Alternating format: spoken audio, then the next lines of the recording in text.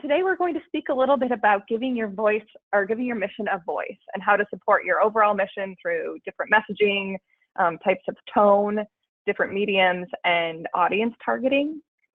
Today we have our host, Carly Samuelson. She is a senior consultant at Zuri Group.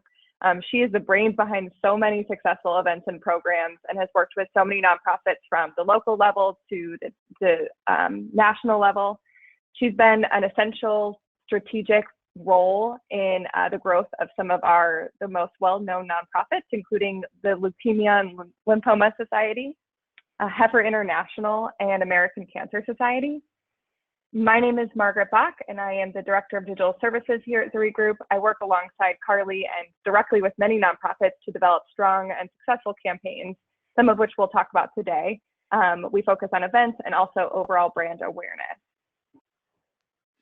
Today's agenda will focus on using your brand voice and tone to draw attention to your organization, incorporating multimedia into your communication, so I spoke to those different avenues, how to segment your automation, amplify your voice, and some quick wins for showing your impact.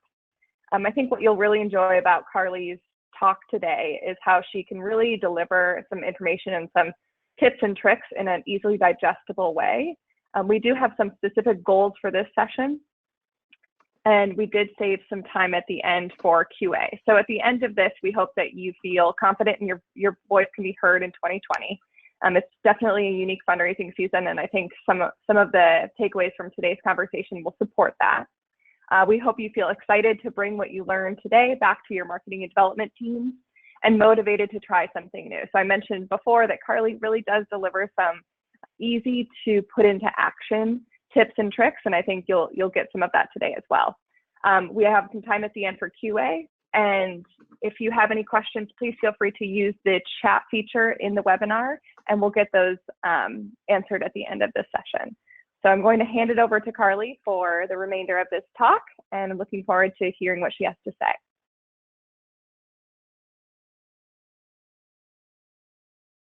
Hi, everyone. Thank you so much for joining us today. I'm really excited to be sharing this content and this topic with you today. Now more than ever, we're entering a time in the next couple of months where everything is going to be amplified between our current events and year-end giving and the need for us to continue to fund the great work that we do in our individual organizations. And so this is a really important topic for today. And I love starting with quotes. As leaders of our field, our job is to find the voice or find your own voice, the voice of your nonprofit, but then use that to inspire action and really let that action change the world for better good. So just the fact that you're here today listening means that you're ready to do that. You're the leader in your field, and it's time to make your voice heard. For those of you who are a little new to the terminology of brand voice and the brand tone, what are these things? And also, why does it apply to you? You all know, everybody, I think we all know that your organization is unique. It is one of a kind, and the work that you are doing is absolutely life-changing. And so the brand voice and the brand tone that you set for your organization is really just a added benefit, I think, or an added sort of bonus to the work that you do. Your brand voice is the words that you use to convey your mission, and the tone is how you choose to convey it. So for-profit companies are master marketers of using their brand tone, their brand voice. One of my favorite things I ever heard is that I don't even know if Abercrombie and Fitch still exists, but at one time they had a brand smell even. So when you walked into any of their stores, the smell that hit your nostrils made you feel like you were in an Abercrombie and Fitch. There's brand sounds, there's brand everythings these days. And for-profit companies know how to use these things to really, really influence your behavior. You're bombarded with companies' brand tone and brand voice everywhere you look. When you're getting emails from them, when you're on social media, when you visit their website, their logo, all of these things have been very, very thought out and very, very set with intention to create an action, whether that's using the product or whether that's taking a trip, or in your case, whether it's giving to your organization. So, brand tone and brand voice is a really, really critical piece of the puzzle. You have one, you're unique. Do you know what it is? That's my question back to the audience. Are you using it to maximize your potential? Is my second one. I've worked in organizations of a lot of different sizes. When I was at the Leukemia and Lymphoma Society, where our brand tone and our brand voice was very well defined and very well created and curated for us. We're going to talk a little bit more about that as we go through. But maybe you're a smaller organization that doesn't necessarily have a identified brand tone and brand voice, and that's okay too. I've worked in smaller organizations as well where I've had to be the curator of that experience. And in both cases, whether it's made for you and readily available, or you have to come up with it on your own, either way, that's an important thing to find and to define and to use anytime that you can. So the reality of where we sit right now in 2020 is that everybody, I'm venturing to say everybody that we're going to be running into from now until the end of the year is going to be using their brand tone, their brand voice, and they're really going to be making an impact with it. So now is the time more than ever for you to harness the power of your brand voice and tone and shout it to the rooftops. So a lot of it, we're going to dive in a moment to some brand tone and brand voice examples, but I also wanted to point out here is that companies, and I see a lot in nonprofit organizations, the overall organization brand tone is one, but it's also important to remember as we walk through this webinar that perhaps and I'm a huge proponent of this. Whatever your organization's brand tone and voice is appropriate for the organization. But for those of you who are like me, before I was a consultant, I ran fundraising campaigns. A lot of times I would tap into the organizational voice, but I would add a little something to it, maybe a little bit more of a playful nature if it was the type of thing where maybe it was a peer-to-peer fundraising event or a recurring giver program. Whereas if I was talking to high-level donors or if I was talking to a group of people, I would keep the more professional tone. And so I wanted to just bring that up to say that whatever yours is wonderful. And please use it, but also know that there's opportunity to sort of inject some new life into yours as well. So let's take a look at some brand tone and brand voice examples just to kind of drive the point home. And I'm using obviously brands that hopefully we all know and love. Obviously, right there, we all see it, Nike. Nike's the Just Do It tagline, obviously, but Just Do It company. And their brand tone is very bold. It's also in the empowering and uplifting category because it's in your face and it's making you really think about change that you can take part in. I also liked to show a little bit of a less bold tone in Dove, which is the yellow box right there. Dove is obviously a company that markets to women and that really, really embraces the empowering and uplifting tone, but from more of a self-care perspective. They focus on the small wins. They focus on empowering everyday action to make larger change in lives. And you can see that in the ad that I am showing here. I know I look at this and I say, oh my gosh, fresh bed linen is amazing. And I'm going to go and make my bed right now so I can have that experience later. That's exactly the brand tone and the brand voice working to get me to take an action. Friendly and informative, obviously. When I looked up this, I think of, obviously we see the Coca-Cola company on here, and I love this little ad that I found on their Instagram. It's holiday related and it's saying to spread cheer wherever you go. Who does not want to hear that message? there's nothing more friendly than saying, I'd like to buy the world a Coke. And that's why I think of Coke when I come up with this. And then in a little bit of a newer category is LaCroix. If you go onto their social media site, LaCroix has a very, very friendly, welcoming, and engaging brand voice and brand tone. And it really, really makes you want to have the same fun that people who are drinking LaCroix are having when you see them in their advertisement and in their communication. Everybody loves the iPhone, or maybe you don't. We probably could have a webinar on that. But when you look at professional and ambitious types of tones, you'll see what is happening in both of these examples is that they are the definitive leader in their market. Lysol puts right on their advertisement that it kills 99.9% of viruses and bacteria. That's a bold statement. That's ambitious. And it makes you feel really confident that you can use that product.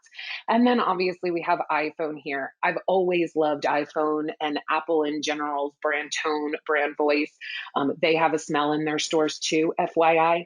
But what you'll see here is that it's sleek. It is very, very modern. It's extremely to the point. Life is easier on iPhone. It's confident and they know what they're talking about. So great examples there. And then last but not least, if anyone has ever seen the Skittles commercial, I'm constantly scared by this, where actually it's a commercial where a kid walks up and has Skittles all over his face and somebody picks one off and eats it. Little odd, very quirky, but it obviously works for the Skittles company. Let's take a look about this in the nonprofit world and how some of our clients and even some of the nonprofits that we see out in the field right now are using their brand voice and tone. Mercy Home School for Boys and Girls on the left-hand side, they're a school. So as you can see, their brand has the paper, the lined paper, they're showing success, and they're using powerful leadership words to show that what their organization does makes a difference. And I really, really think that incorporating the school aspect to it helps a lot. The Leukemia and Lymphoma Society does a really great job with their brand and tone. And lately, they've actually chosen to bring in some of our newer words, right? So ways to cancel blood cancer. I think that's a really, really great way to use brand tone and brand voice to speak to a certain audience. And just because I picked this out and we're using it, I also love the way that they give you the ways to cancel blood cancer right in their same infographic. And so it's a very definitive voice, it's a very definitive tone, and it gives you the excitement or the ability to think, I can take action right now to cancel blood cancer. And then let's look at Feed the Children on the right. Feed the Children uses their brand tone and their voice a lot in their mission, in their logo, because their logo explains it all. It's very, very clear what they're doing. And so you see a lot of their imagery will be maybe a child holding the box, or in this case, dedicated volunteers walking towards a place where they're going to quote unquote feed the children. And I think it's a really, really strong example. So the first step in finding, tapping in, and using your brand tone and voice is to first and foremost find that and have the content available. After that, the next step is to spread the word. And so I think that what we're going to do for the next little bit of the webinar is, now that we've covered brand tone and brand voice, we're going to dive into kind of ways that you can do that. But before we do, I want to explain what we're going to be doing throughout today's webinar. Quick wins for using your voice and tone. Every section that we talk is going to have quick wins. As Margaret mentioned, and she's so nice to say this, I do like to leave every webinar with quick actionable items that you can do that are fast and easy and really help you put this into practice. So each of our sections is going to have quick wins. But here's what the quick wins are for brand tone and brand voice. First and foremost, identify what that is. Once again, if you're an organization that already has one, that has a lot of content and has a brilliant marketing staff that's prepared this for you, amazing. Locate it, find the find the imagery and the wording and the content that really speak to you and use it. And the next thing that you can do for a really quick win to amplify your mission right now is to start a digital movement to get that brand voice and that brand tone out. And the easiest way to do this is to reach out to your constituents, your people who are your most adamant supporters, and simply ask them to share your message. Social media today makes it super easy to click a button and share a photo. And if I were a supporter of a cause that I love so, so much, and somebody reached out and said, "Hey, we just posted a really, really powerful image on our social media and we need to lift it because the time is now," I'd be more than happy to do that. It's something that I can do for the organization that is really easy, takes no time at all, but it makes a big difference. So these are my quick wins for your brand voice and your brand tone. Let's jump into another one of my favorite topics, or how to use this. Now we've identified and found your brand voice, brand tone. How are we going to use this? And as everybody here at Zuri Group knows, and all of our clients that we talk to, I am a multimedia fanatic. So, multimedia obviously is more than just media. It's actually using different types of media technology to advance the narrative of your mission. And it is really, really important. We know it's important because there's no shortage of statistics that tell us that multimedia is working and is a critical success factor in sharing any mission or voice. You see here, the average hours spent per day in digital media is 6.7 hours. And I was shocked to see that. Not really shocked, but that's the same amount of time that we work in the day. And obviously, when you're at work, you're on media, you're in digital media. So there's overlap, but that's a lot of time. There's a lot of opportunity for multimedia to come at you from a variety of different organizations. So there's a lot going on. But I love the statistic here that 65% of information is retained better when you see pictures coupled with text, versus if you just were to do text. It's obviously why you see in Facebook these days, one of the little no text without imagery in Facebook these days is the good best practice. And this is the reason why. Here's another one that I love. 48% of all viewers are more likely to share video content over other types of content. That's an incredible statistic when we go back to what we were just talking about. It is creating that army and then using that voice to share. If what you're asking your constituents to share has content or has a video attached to it, it's going to go way farther than if it was just a text update about what is going on. Obviously, you can see here multimedia is important, and we need to be using it. But are you, is the question. Some people do, some people don't. And either way, if you're not using multimedia currently, you are going to want to start doing that from now until the end of the year. And it's really, really, I want to say easy because it sounds like a daunting task, and it can be. But once again, we're going to give you some quick wins on how to do this. So here are the different types of multimedia that are available to use. And what I wanted to do is kind of overview these and kind of give you some real life examples of where these can be used. So text. This could be text in a email, or it could be text on a phone, as you see here, but really text and content. This is sort of everywhere you go. When it comes to multimedia outreach using a text messaging function, I'm a big proponent of that these days because it's the way our world communicates. Some organizations are still a little unsure about where to go, how to do that. But I will be 100% honest. I get texts every single day from the Democratic Party. They are using this technology to its fullest extent. And I think as nonprofits, we need to be looking at that as well. When I was at Heifer International, we used a texting service to actually text our existing fundraisers. And we also added it into our sustainer program.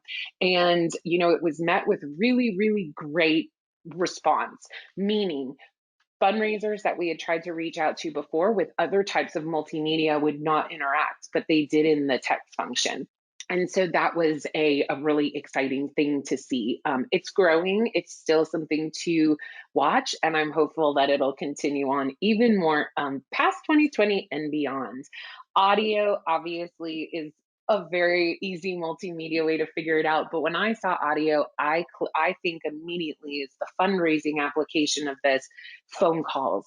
I know it's hard these days to get people on the phone, almost impossible, in fact, because of the way our society has become. But I am a fundraiser. I've been doing this for 20 years, and I am a huge proponent of picking up the phone and calling someone to appreciate them, or when you have a very, very important thing you want to ask that person, or if there's a really important ask that you need to make them, pick up the phone and use your voice, because your voice communicates so differently than you would in email or in any other type of multimedia, and it's powerful. So don't forget about your voice. Obviously using it in all the other types of multimedia, but just get on the phone and talk to people. Imagery and video is really obviously something that you're very well familiar with. You see this everywhere, social media, your websites. It's not about it's not about if you're using imagery and video at this point, but rather how are you using it. So are your photos portraying your mission in action? Those are the photos that get the way more likes, way more shares, way more attention, is when you're showing in imagery what your mission does. And then video, obviously, as well. I think a lot of us at organizations, we work to produce videos that really show the benefits of our work. And I even say, when you have the budget for a large video, for a large video, or if they produce video, that is amazing. But when I was at Heifer International, I needed to do a video for a 75th anniversary campaign that we were looking to do. And I shot it right on my iPhone. Not only is raw footage video really well accepted these days in the market, but also it works really well. It's very low cost and it can be done really easily. Just as a fun, I don't think it's around anymore, or else I would send it out after and show. But I also got all of my friends to be the quote unquote actors. So if you are a development professional for a long time, you know that your friends, your family, they become your subjects. They become your best volunteers. And my friends stepped up to the challenge, and we created a really awesome video just on my iPhone. And then the last two types of multimedia, animation and interactivity. I think I absolutely see this in the nonprofit world, but I don't see it as much as I see it in the for-profit world. But there are some organizations that do a really, really great job with interactivity and with animation. And I think when you can get this into your social media, or when you can get this into your website or onto your website, it really helps. Obviously, you see animation here. That's what it's something really fun and exciting. You may be asking, what is interactivity? Interactivity just sort of means like gaming or opportunity to interact with whatever communication you've sent them, email, website, et cetera, et cetera. My previous employer, Heifer International, is probably one of the best that I've seen at interactivity. I constantly get surveys from them in email, like, which animal are you? I've been a pig and I've been a llama. And now that I notice it when I take them, I try to get new ones, but sometimes I get the same ones over and over again. But it's a really fun way to drive people in. I've taken a geography quiz from Heifer just because I wanted to see if I knew everything that I needed to know about geography. I did not, but I interact with with these emails a lot more because they're fun. So that's what I mean when I talk about interactivity. Now, we're all sitting here talking about the different types of things that we need to be putting into our donor experiences, the showing of videos, the nice, brilliant animations on the website. But you might also be sitting there being like, I have no clue where to get started with doing that. I mentioned I made a raw footage video in my gym that actually went on Facebook in a Facebook ad. And I used a lot of these different services that we've got up on this screen. And so I want to spend a moment talking about that. I'm a fundraiser, I'm a development professional, and I'm a consultant, and I help people raise money, but I'm not a video editor. You should look at my vacation photos. They're not great. And I'm not a marketing professional. But because I live, and we all live in a world where we probably need to sort of be creative and get creative. And now is the time to really dive in and learn new skills. We have I've pulled up some different applications that make video editing, photo editing, and interactivity, multimedia super duper easy. So if you're unaware of, I was too, of what these different pictures mean, let's run through them. Lightroom, it's an Adobe product that you edit photos with, and Lightroom and then its friend Photoshop next to it. They do definitely take a little bit of knowledge and learning to understand, but it's not hard enough that you can't do it without kind of going on the internet, doing some research. We're actually creating this experience for you today in Canva, which is one of my new favorite places to go to create multimedia imagery. I've made client photos. I've made taglines for our clients inside of Canva, and when I use Canva, I feel like a marketing professional. Canva also gives you a ton of great templates, so that if you're not the creative genius. Like, I'm not a creative genius. I can go through a bunch of great templates, choose what I want to what the look and feel I want, and within 5 minutes, I have an amazing Facebook post or an Instagram photo to share, or an animation or an infographic to put into an email. So I love Canva. iMovie, for those of you who go back to that raw footage, we're discussing that at the end of it. If you're like me, video editing scares the daylights out of you, but actually I've jumped in and I'm really embracing it. I edited my own screencastify a couple of days ago, and I thought I was a genius. So I bring that up to say that if I can use these services, anyone can use these services, and it really, really makes you feel like you can get some great content out there, and you're not limited by what a marketing department or a really expensive marketing service can do for you. PicMonkey is that sweet little, I guess he's a winking monkey, another affordable photo and editing and graphic creation. I think that in both Canva and PicMonkey, there's a free version, but then you would pay a little bit more for advanced services. But either way, whether you're using the free version or you're paying a little bit more, you still get really, really high level applications for a fraction of the cost. And then Adobe Premiere Pro, which is another video editing software. Once again, I find that Adobe's products require a little bit of a knowledge base, but not enough that you have to go to a class, or you have to, you can only use it if you know the software. With a couple Googles and some tenacity, you can figure it out. I want to show you two recent examples from the use of the multimedia world that I thought were just fantastic. Obviously, I've mentioned Heifer, and this is not the quiz that I was discussing, but rather a little video that popped up into my email one morning, and it gave me everything I needed to know about llamas and alpacas. At the end of the video, obviously, it said not only what the difference was between llamas and alpacas, but rather to how they change lives, and made sure that I knew that I could donate for a portion or a full alpaca or llama to go to a country overseas where it was going to be used. So I thought this was a really, really interesting use of multimedia and an interesting use of tying in video with to share a message to get more donations.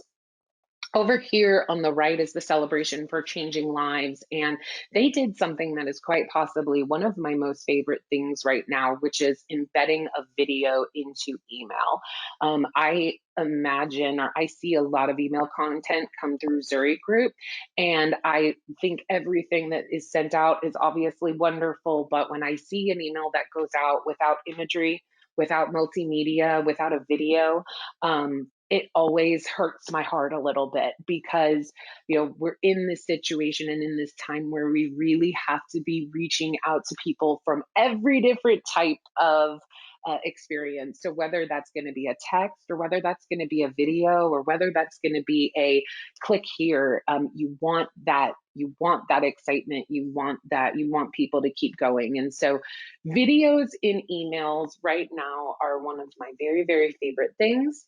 And I always say that you should have a video in an email that you send out. So multimedia quick wins before we jump into the next section, which is automation and segmentation, is to identify multimedia that you might not have tried yet. If you're an organization that's tried everything, please pop that into chat. I'd love to hear, and I want to talk to you afterwards. But if you saw a type of multimedia that you're like, we haven't done that yet, let's try it. I encourage you for a quick win to try it for the end of the year. Obviously, of course, Zuri Group, we're here to help. So if you ever want to reach out to us and talk about ways to create the experience or actually help creating, we can do that. But I've also mentioned you can do it yourself, and I encourage you to try one.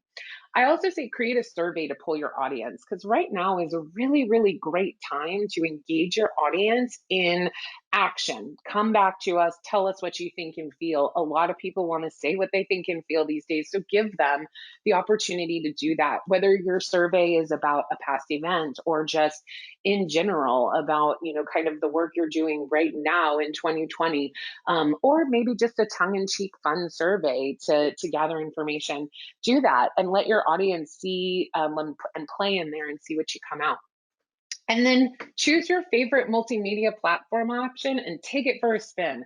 And that means kind of going back to that other slide. I highly recommend Canva. That's just because I love it. We don't work with them in any way, but I highly recommend Canva. If you want to try to come up with some new multimedia options, Canva is going to help you do it in a minute. And like I said, when I finish it, I feel like a superstar.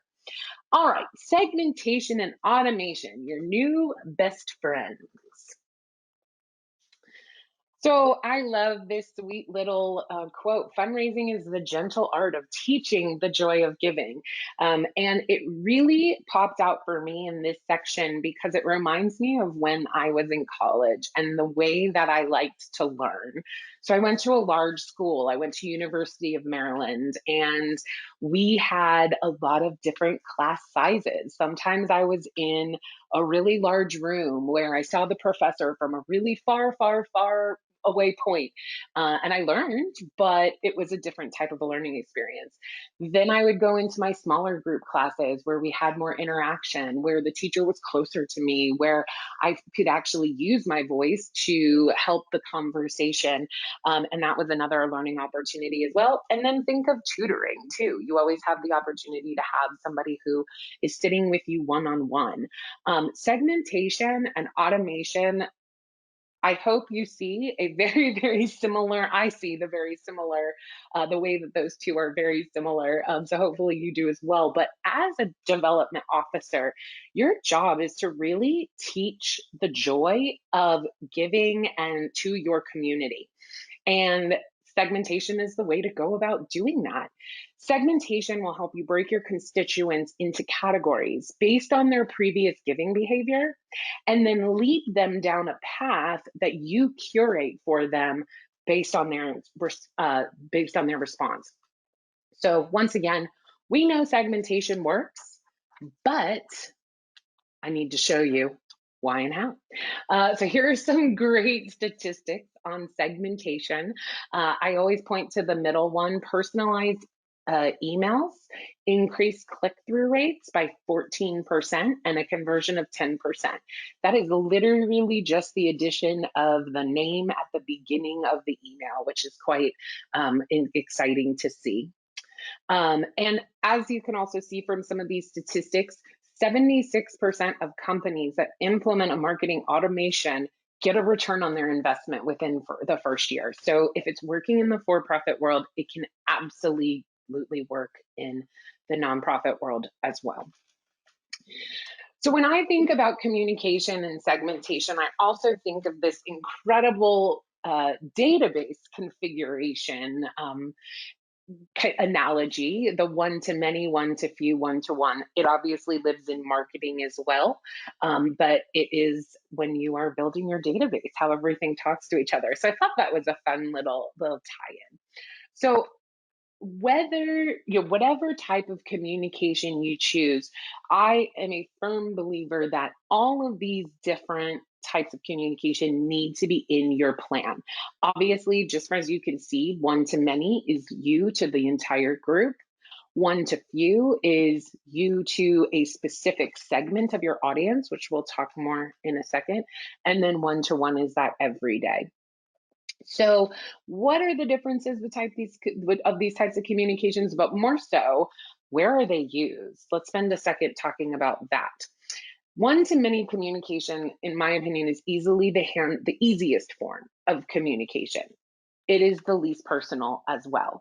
So when you think one to many communication, think your newsletters that you send out on a quarterly basis, major organizational announcements that need to be shared to your entire broad reach at one time. Social media is obviously a one to many communication. Your website is one to many communication, and the list could continue on and on. And I think a lot of organizations, especially organizations that I see, because one to many communication is very easy, it is used very widely. The problem becomes with one to many communication is that if you're communicating everything to everyone all the time, your space is going to get very loud.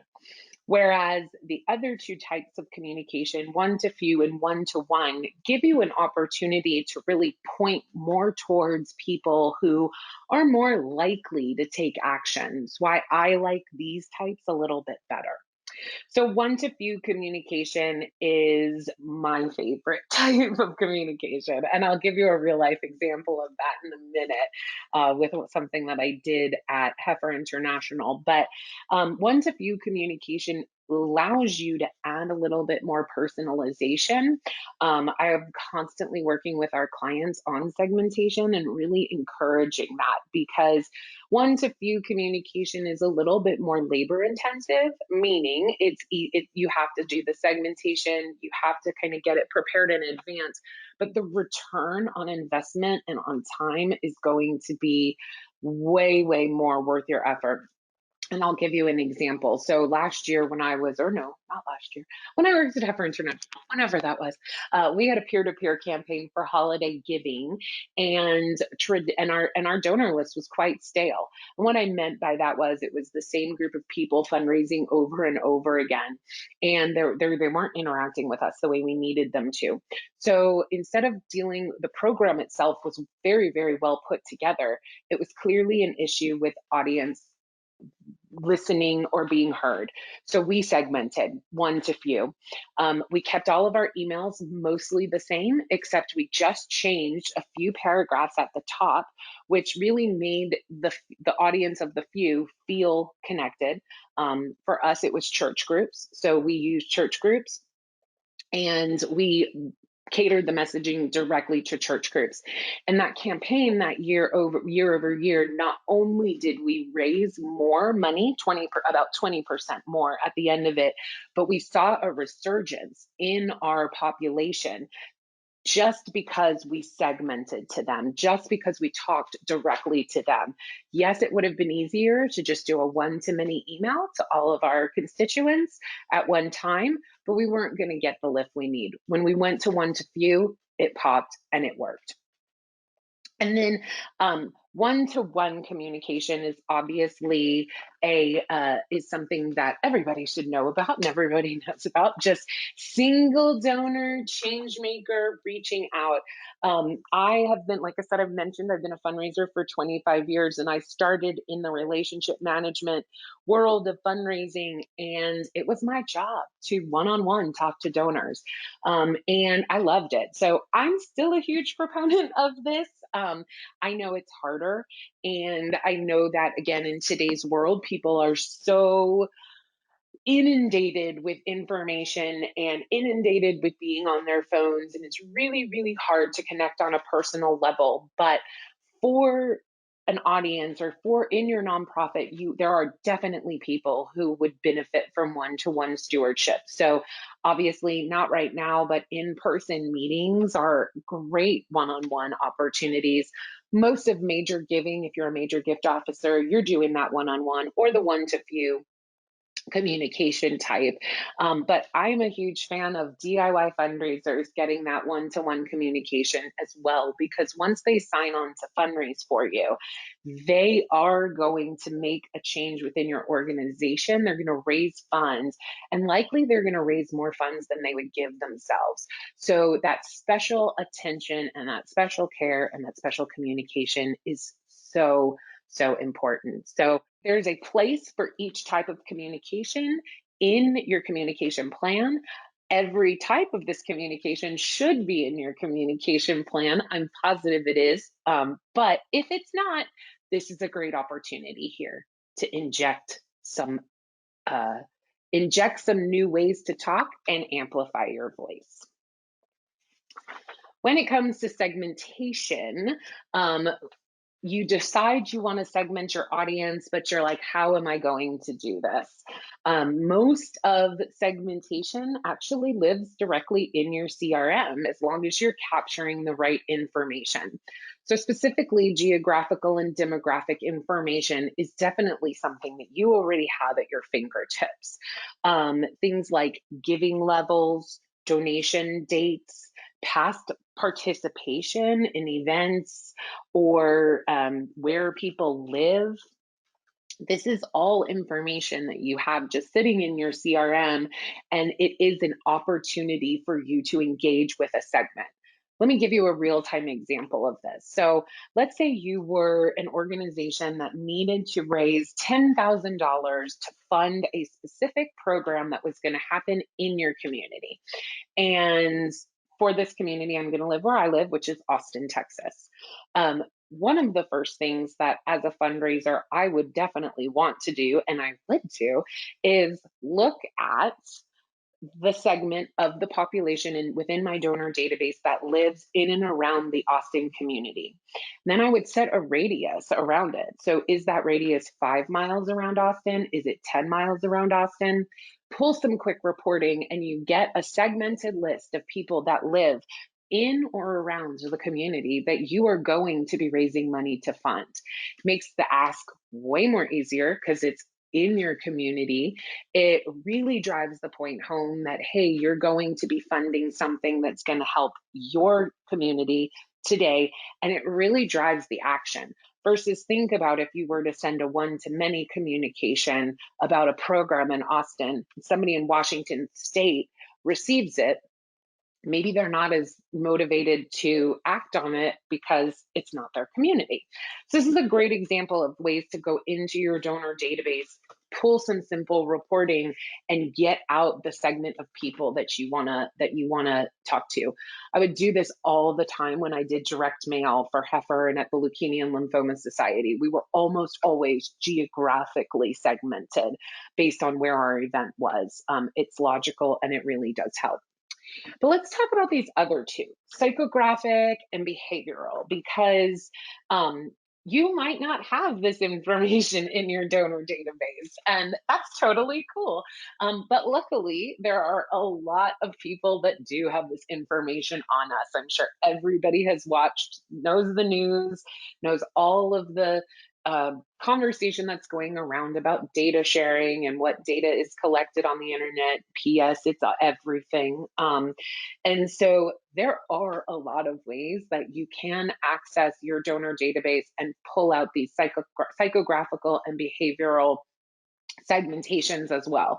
And I'll give you a real time example for that as well. So when I worked at Heifer, again, lots of Heifer references today, we were to put on a school milk peer-to-peer program where we were supposed to raise funds to provide children in Africa with school milk. Our brand tone and our brand voice was very, very much geared towards considering a world where a child could not have milk every day, because that does exist. And as I looked at it, and as I dove into it, my job was to create the strategy behind it. And so immediately what I did was say, we need to get to those mom groups. We need to get to those stroller clubs. We need to get into the gyms or kids. And I'm not a mom, so I apologize if I'm even just going a little bit off kilter there too. But we need to reach out to teachers. We need to reach out to people who understand the weight of what it would be like for a kid to not have milk for a day and inspire them to take action. So psychographic and behavioral segmentation is very easy in ad sets in Facebook, for example. But it's also available in basically every other type of software as well. So we specifically use that psychographic segment and went out and reached to the right people, the people that were going to react based on our messaging. So normally with these types, you have to pay a little bit more, and it's in ads, and that's okay. But the biggest thing is that you should be doing it. Also, assumptions. It's okay to make assumptions as you're working towards segmentation, because assumptions really do. Sometimes they're right, sometimes they're not right, but I don't think anyone's going to be mad at it. Just move them around.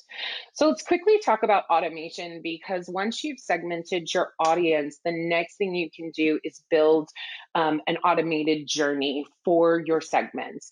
Your email technology should allow you to automate an email series. And so you get the opportunity to do that. Take advantage of this opportunity, especially in 2020, because I had a boss in my very first organization. It's not a secret term, but work smarter, not harder. And automation to me is a working smarter, not harder opportunity. The amount of automation that you can create is really only limited by your creativity. So you can, in theory, create a wide variety of automations. Some of the ones that I've created and I've really liked are DIY fundraiser onboarding series, sustainer program, welcome and stewardship, volunteer recruitment, mid-level donor management, post-event follow-up, you name it. And you can just sort of pick your segment and send them through this journey, once again, curated by you. Journey mapping, which is what you see here as an example, is really important part of that process. And I like to do this with every automation that I work on, just to sort of set the stage for what's to happen. And I also love adding decision point automations. You see down at the bottom, some of my favorites: resend if unopened, or a decision point like, if they say this, then they do this. All of these different types of ways to guide people through your experience really, really help sell your voice, amplify your voice, and really prompt action. I will say segmentation and automation is something that a lot of people, it's a daunting task at first if you haven't undertaken it. And a lot of times people just revert back to the one-to-many communication because it's easier. Obviously, we're here at Zuri Group all day long, segmenting, automating journeys, and making people really, really effectively communicate with their audiences. So we would be happy to help on that journey if you're a little bit nervous, or if you just want to get your feet wet and see what it's all about. Please let us know.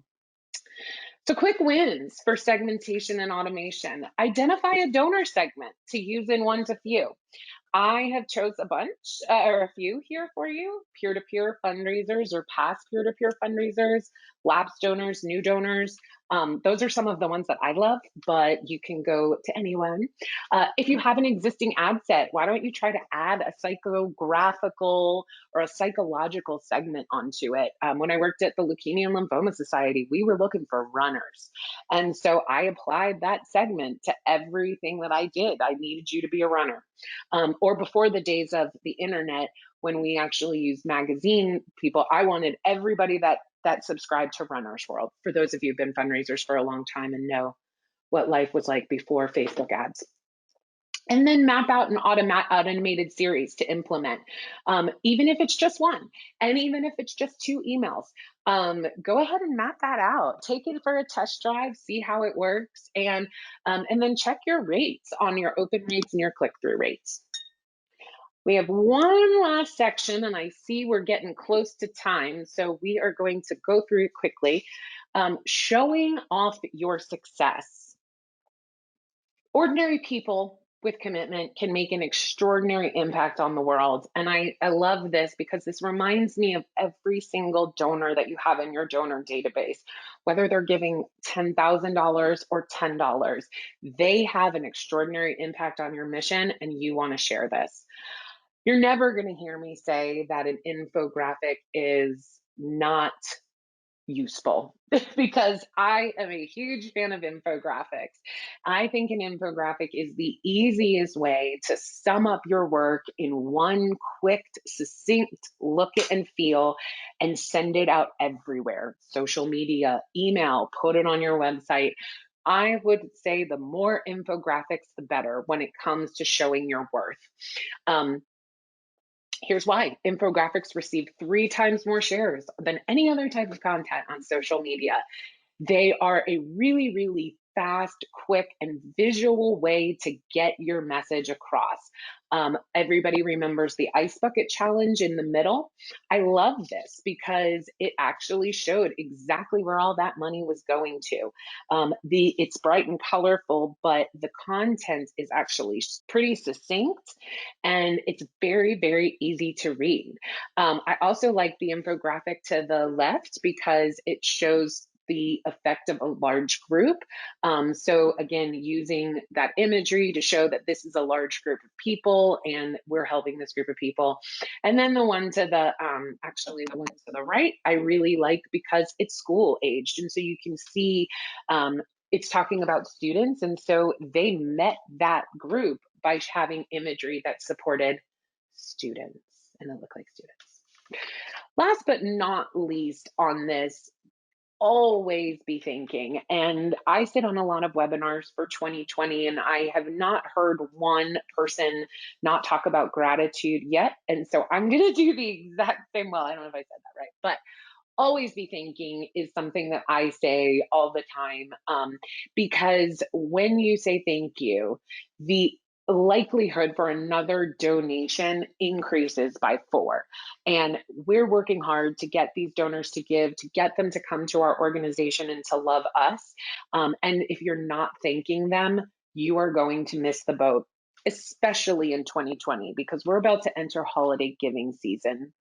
And if you're not asking for a donation, there are plenty of organizations behind that are asking for organizations. There's going to be no shortages of asks, but I can guarantee to you that the organizations that really focus on gratitude, especially right now in 2020, those are going to be the organizations that keep those donors, that get them to give again after when we're into 2021 and can really use them for the future.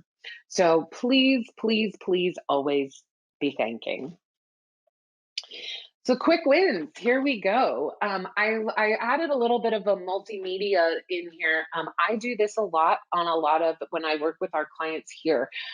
Adding a thank you video to your donation autoresponder. This does not need to be something that's you directly saying thank you, although I would give that 2 thumbs up. It could be your president and CEO, or it could just be a 30-second clip on what your organization does. Also, create an infographic to share with your constituents for your end of year campaign. Ideally, you'd want it to say the immediate what is happening right now in our organization. We need funds right now because this is what's happening. We all know it's the reality. Here's why. Spending time on that infographic is really going to help drive your voice being amplified. And then identify impact statistics for various levels of giving. I say this because a lot of organizations that we work with have a hard time doing this. And it is hard for some organizations to really quantify their impact. But the more you can do it, and you can get statistics on levels of giving, meaning $25 does this, $100 does this, $5,000 does this. Right now, when people are looking for what is my gift going to do, how is this going to make a difference for the organization that I care so much about, this is the information people need to see to drive that donation. Carly, thank you so much. That was super helpful. I love hearing you walk through the different elements that kind of roll up into this overarching voice for our brand and our mission. We do have some good questions, so I picked a couple. One is, how do you measure year-end success in a year like 2020? I thought this was a good one because it comes up a lot. Like, how do we benchmark when the benchmark has just been ripped from underneath us? I don't know. No, I don't know. No, you're right. This is how do you measure success in 2020 when 2020 has been a year unlike any other year. And we're all probably sitting in a situation where we've raised less money than we need to for this year because of all of these extenuating circumstances. And so I think first and foremost, you have to measure your success for this year the exact same way that you've measured yourself in years past, because that continues the continuity. But you also have to realize that I shouldn't say this because it's very group. We've actually had wonderful clients that we've done events for, and they've exceeded their goals. So I really shouldn't necessarily assume that, you might get less giving than you did in this year. But, kind of bring that thought process into your head. This year might not be as successful as Giving Tuesday has been for years down the line, or even your year end giving. We're in unprecedented times. So just like everybody give yourself space. Do the same thing with your organization and with your staff, and be pleasantly surprised, actually, if you hit and exceed, is what I would say. This is a tough year to be a fundraiser, y'all. I'm with you. I like that. Pleasantly surprised. It was a very nice way of putting it. There is another question that I really like, mainly because, Carly, you have so much experience with nonprofits of all sizes. Yeah. So this attendee says, we are a smaller nonprofit with limited resources in marketing and communications. Any advice for organizations like us on how we can implement some of these quick wins? Yeah, great question, because like I said at the beginning, I've worked for organizations of both types, large and small. And a lot of times, especially in the small organizations, there's not a marketing department. And what I do in that case is I have the freedom and the creativity to create my own narrative. And so that's how I look at it, at least. And then what I do is I pick imagery, I pick content, I pull stuff from the website that resonates with me. You're the purveyor of your program. You're purveyor. I don't know if that's the right word, but whatever. You're the person that leads the charge on this. You know your organization. You know your mission. You trust that intuition. You know what kind of drives you to make that donation. And I think you can use that and apply that in your place. Trust your confidence, and then get on Canva, because I do that all the time. I'll say it one more time. I feel like a digital superstar when I'm in Canva. So, find an image, find a tagline that works really well for you. Go in Canva, make it your brand colors, and send it on its way. I promise. And I'll help you walk through it too, but I promise you can do it. I believe in you. Go for I love it. it. Yeah, some of these apply to, nonprofits or programs of any size, and I think that's really helpful here. Yeah. There's one more that I thought was really good, and this is a question we get a lot about automation. I think in marketing webinars of all sorts, we hear a lot about marketing automation and how you can use the tool. However, it always feels like more of a heavy lift to set it up. Yeah. Do you have any, and I can also chime in here too, do you have any recommended software or systems that can support marketing automation?